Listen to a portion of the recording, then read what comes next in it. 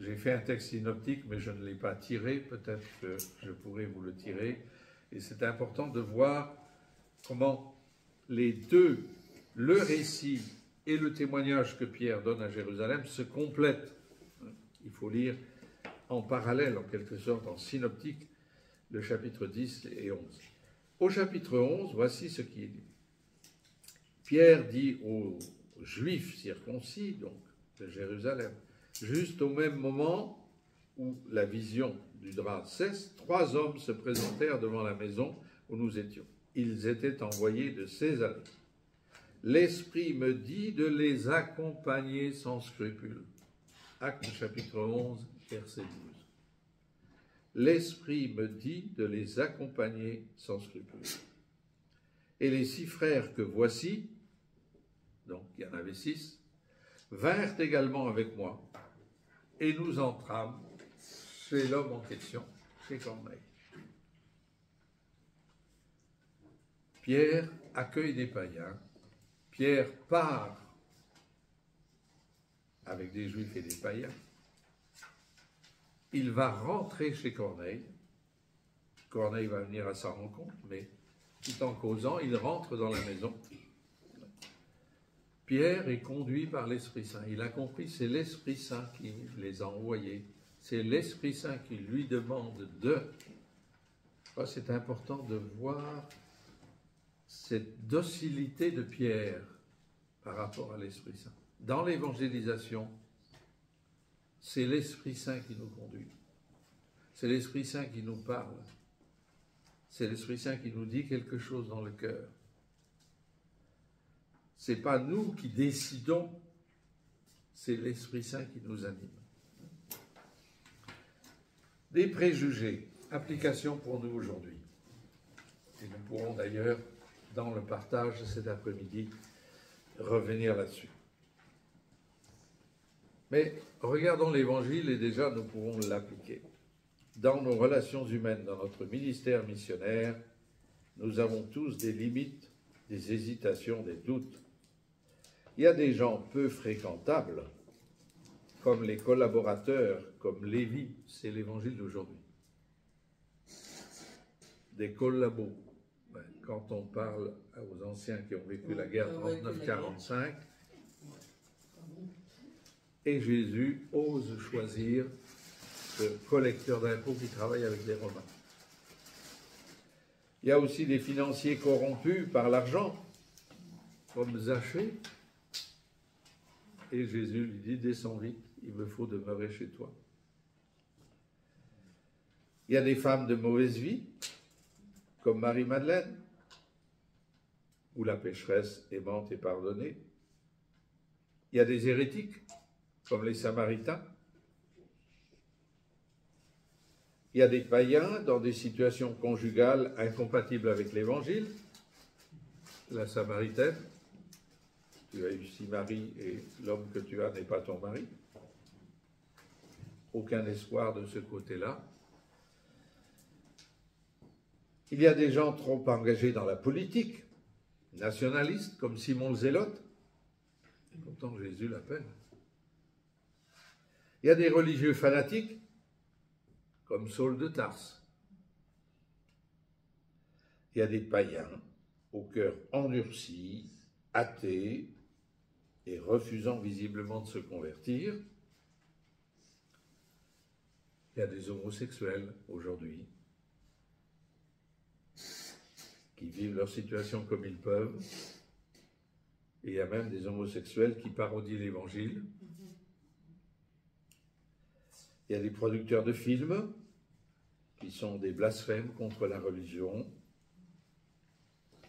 Dieu veut que tous les hommes soient sauvés et parviennent à la connaissance de la vérité.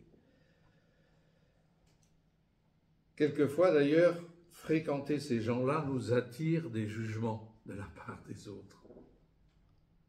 Mais comment? Tu fréquentes, tu ne sais pas sa situation. Si cet homme savait quelle est cette femme qui le touche.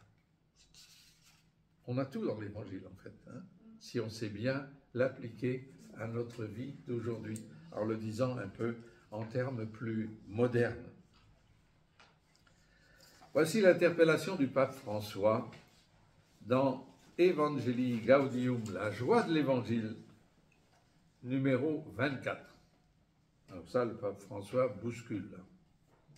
Et il a du mal à bousculer les ministres de l'Église, ses collaborateurs. Hein. Il y en a qui pensent qu'ils vont trop loin et qu'ils sacrifient la bonne doctrine, la bonne morale. Numéro 24. L'Église en sortie et la communauté des disciples missionnaires qui prennent l'initiative, qui s'impliquent, qui accompagnent, qui fructifient, qui fêtent. Prendre l'initiative. Prendre l'initiative. La communauté évangélisatrice expérimente que le Seigneur lui-même a pris l'initiative. Il a pris l'initiative de venir sur terre. Et il nous invite, quelque part, à avoir aussi cette même initiative. Le Seigneur a pris l'initiative, il l'a précédée dans l'amour. Un peu plus loin, osons un peu plus prendre l'initiative, dit le pape François. En conséquence, l'Église sait s'impliquer. Jésus a lavé les pieds de ses disciples. Le Seigneur s'implique et implique les siens en se mettant à genoux devant les autres pour les laver. Le pape l'a fait pour les envoyer du Soudan. Tout de suite après, il a dit à ses disciples, « Heureux êtes-vous si vous le faites. » La communauté évangélisatrice, par ses œuvres et ses gestes, se met dans la vie quotidienne des autres, elle raccourcit les distances, elle s'abaisse jusqu'à l'humiliation si c'est nécessaire. Elle assume la vie humaine, touchant la chair souffrante du Christ dans le peuple. Les évangélisateurs ont ainsi l'odeur des brebis. Alors pour nous qui vivons en ville, si on va dans une bergerie, ça sent fort. Hein?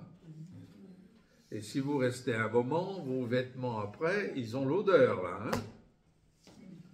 Et il y en a qui voudraient, puisqu'ils ont loué une maison de campagne, qu'on supprime le chant des coqs, qu'on supprime les carillons, les cloches, qu'on supprime les odeurs, qu'on chasse les fermes qui sont à l'intérieur de... Bon. Les évangélisateurs ont ainsi l'odeur des brebis, et celles-ci écoutent leur voix. Nous voyons, dit le pape au numéro 45, que l'engagement évangélisateur se situe dans les limites du langage et des circonstances. Il cherche toujours à mieux comprendre la vérité de l'Évangile dans un contexte déterminé, un contexte culturel, bien sûr, social, sans renoncer à la vérité, au bien et à la lumière qu'il peut apporter. Un cœur missionnaire est conscient de ses limites, mais il se fait faible avec les faibles, tout à tous, comme dit saint Paul aux Corinthiens, 1er aux Corinthiens, chapitre 9, verset 22. Jamais il ne se ferme, jamais il ne se replie sur ses propres sécurités, jamais il n'opte pour la rigidité autodéfensive.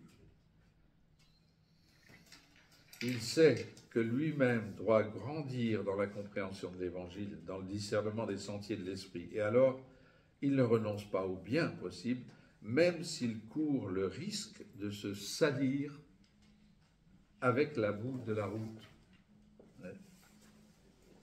Se salir avec la boue de la route. Ça peut arriver que dans notre apostolat, il y ait des erreurs, il y ait des faiblesses. Mais le pape dit plus loin, « Je préfère une église accidentée, blessée et sale pour être sortie par les chemins, plutôt qu'une église malade de la fermeture et du confort de s'accrocher à ses propres sécurités. » C'est ça que, quelquefois, on a du mal à comprendre dans l'Église. Je préfère une église accidentée, blessée, sale, pour être sortie par les chemins à la rencontre des hommes pécheurs, plutôt qu'une église qui se prétend sainte, mais malade de la fermeture et du confort de s'accrocher à ses propres sécurités. Voilà les paroles du pape François, qui nous invitent à une certaine audace dans le discernement et la prudence que demande l'Esprit Saint. Dépasser nos barrières, nos limites, nos préjugés. L'esprit de Pentecôte a poussé Pierre, mais il n'avait pas prévenu Pierre. Il l'a préparé et il l'a poussé à le vivre aussitôt. Nous, c'est pareil. L'Esprit Saint ne va pas nous annoncer, attention, tel jour à telle heure, là, il faudra que tu dépasses tes préjugés pour...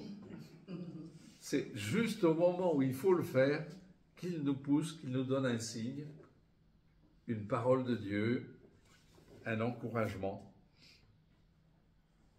Nous entendrons dans l'Évangile aujourd'hui, je ne suis pas venu pour les bien portants, mais pour les malades.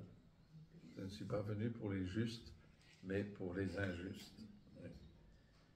Et donc Pierre a consenti à dépasser ses préjugés juifs. L'Esprit Saint l'a entraîné, l'a poussé là où il ne pensait pas. Et il fait une découverte en arrivant chez Corneille. Donc Corneille, apprenant que Pierre arrive, sort de chez lui et, en remerciement, se jette à ses pieds. Pierre le relève aussitôt en disant « Je ne suis qu'un homme ». Mais le centurion Corneille voit dans Pierre l'envoyé de Dieu. Et c'est pour ça qu'il se met à genoux. Et il continue à discuter. Corneille lui raconte certainement la vision qu'il a eue. Pierre lui raconte